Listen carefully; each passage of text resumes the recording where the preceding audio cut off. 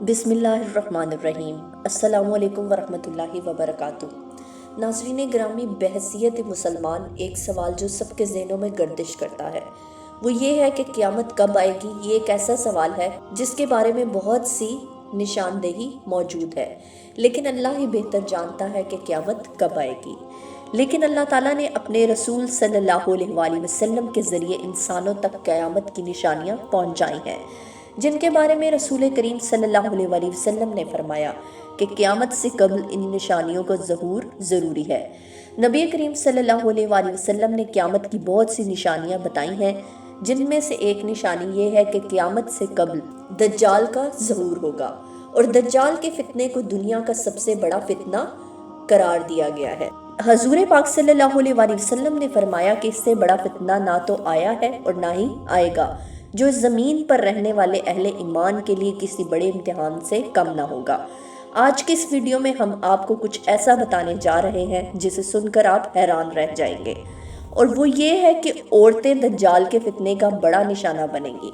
दज्जाल से हम बिस्तरी करने वाली औरतें कौन होंगी और उनकी पहचान कैसे की जा सकती है, ये सब कुछ जानने के लिए वीडियो को आखिर तक ज़रूर देखिएगा। और अगर आपको ये वीडियो पसंद आए तो इसे लाइक करते हुए सोशल मीडिया पर अपने दीगर दोस्तों के साथ शेयर ज़रूर करिएगा। तो आइए चलकर मौजू का आगाज़ करते हैं। मुअज़्ज़िज़ सामीन, सबसे पहले आपको अहादीस की रोशनी में दज्जाल के बारे में हम बताते चलें कि हज़रत अबू इमामा रज़ी अल्लाह तआला अन्हु से रवायत है कि नबी करीम सल्लल्लाहु अलैहि वसल्लम ने हम सबको एक लंबा खुतबा दिया और एक तकरीर फरमाई, और उसमें दज्जाल का हाल भी बयान फरमाया।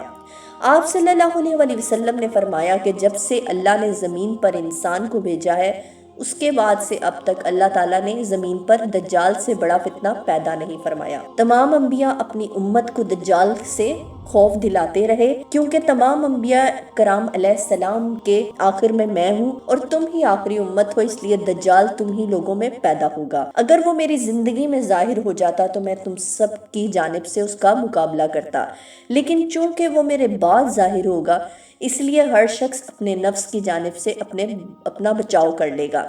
अल्लाह मेरी जानिब से उसका मुहाफिज होगा। सुनो, दज्जाल शाम और इराक के माबैन मुकाम से अल्लाह की तरफ से जाहिर होगा और अपने दाएं और बाएं पाए जाने वाले मुल्कों में फसाद पैदा करेगा। आप सल्लल्लाहु अलैहि वसल्लम ने फरमाया कि ए अल्लाह के बंदो, ईमान पर कायम रखना। मैं तुमको इसकी वो हालत बयान करता हूँ जो आपको आज तक किसी ने नहीं बताई।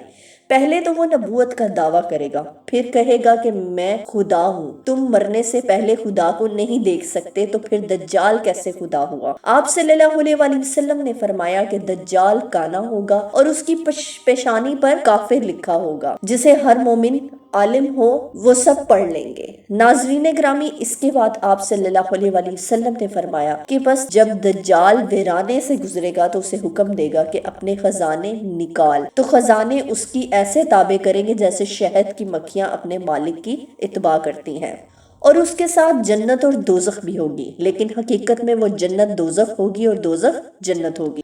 रवायात के मुताबिक इसका एक फितना ये भी होगा कि वो एक शख्स को मारकर चीर कर उसके दो टुकड़े कर देगा और कहेगा कि देखो, अब मैं इस बंदे को मिलाता हूँ, तो क्या इसके बाद तुम लोग किसी और खुदा को मानोगे? अल्लाह ताला इस दज्जाल का फितना पूरा करने के लिए उस शख्स को दोबारा जिंदा कर देगा। फिर दज्जाल उससे पूछेगा कि तेरा रब कौन है, तो वो कहेगा कि मेरा रब अल्लाह ताला है और तू खुदा का दुश्मन दज्जाल है।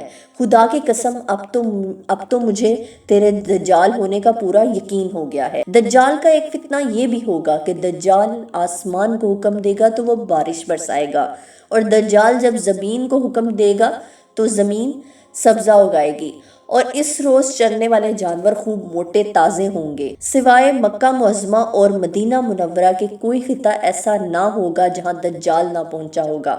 मक्का और मदीना में दाखिल होने की कोशिश करने पर फरिश्ते उसको नंगी तलवारों से रोकेंगे। दज्जाल का शिकार सबसे ज्यादा औरतें ही होंगी। कई एक रवायात में आता है कि कट्टर यहूदी औरतें दज्जाल से नाजायज मरासम बनाने की कोशिश करेंगी और उसके कड़ियल जिस्म को अपनाने के लिए उन यहूदी औरतों में जंग छिड़ जाएगी, और ये औरतें दज्जाल को अपनी जानिब माइल करने के लिए طرح طرح کے ہتھ کنڈے اپنائیں گی۔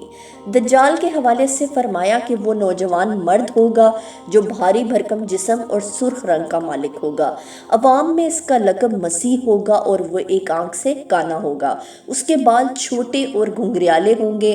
اس کی سواری میں ایک بڑا گدھا ہوگا اور اس کا ظہور عراق اور شام کے درمیان ہوگا ناظرین، جہاں وہ رسالت کا دعویٰ کرے گا۔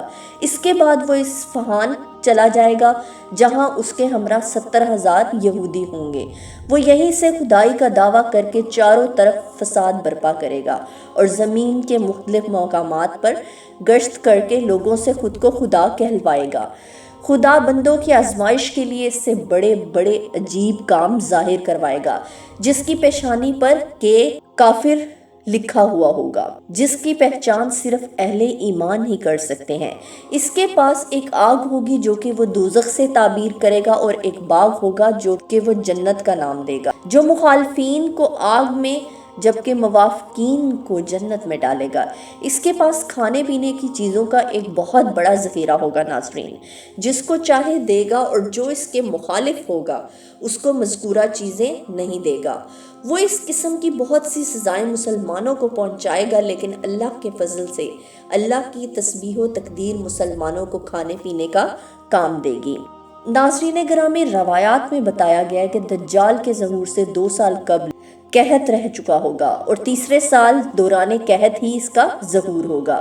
زمین میں دفن خزانے اس کے حکم سے اس کے ہو جائیں گے، اس لیے تم کو چاہیے کہ میری یہ قدرت دیکھ کر میری خدائی کا یقین کر لو۔ اور اسی حالت میں بہت سے ممالک سے وہ گزرے گا، یہاں تک کہ وہ یمن پہنچے گا ناظرین، جہاں بہت سے بے دین لوگ اس کا ساتھ دینے کے لیے تیار ہو جائیں گے، تو وہ وہاں سے واپس ہو کر مکہ مکرمہ کے پاس مقیم ہو جائے گا۔ وہ مکہ اور مدینہ میں داخل ہونے کی کوشش کرے گا، مگر محافظ فرشتوں کی وجہ سے داخل نہ ہو سکے گا ناظرین۔ اس کے علاوہ مدینہ منورہ میں 3 خوفناک زلزلے آئیں گے، جس کے بعد وہاں رہنے والے بد عقیدہ لوگ خوف کی وجہ سے شہر سے نکل کر دجال کے پھندے میں جا پھنسیں گے۔ مدینہ منورہ سے دجال ملک شام کی طرف روانہ ہو جائے گا اور اس کے پہنچنے سے قبل امام مہدی علیہ السلام دمشق پہنچ چکے ہوں گے اور دجال کے ساتھ جنگ کرنے کی تیاری کے لیے فوج ترتیب دیں گے۔ ناظرین، ایک دن لوگ نماز میں مصروف ہوں گے کہ اس دوران حضرت عیسیٰ علیہ السلام 2 فرشتوں کے ساتھ دمشق کی جامع مسجد کے مشرقی مینار پر اتریں گے اور امام مہدی علیہ السلام سے ملاقات کریں گے۔ یوں حق و باطل میں ایک خون ریز جنگ شروع ہوگی اور مسلمانوں کو فتح نصیب ہوگی۔ اسی جنگ کے دوران حضرت عیسیٰ علیہ السلام دجال کو بیت المقدس کے قریب باب لود کے مقام پر قتل کریں گے اور اس کی لاش کو وہاں موجود ایک کنویں میں لٹکا دیا جائے گا۔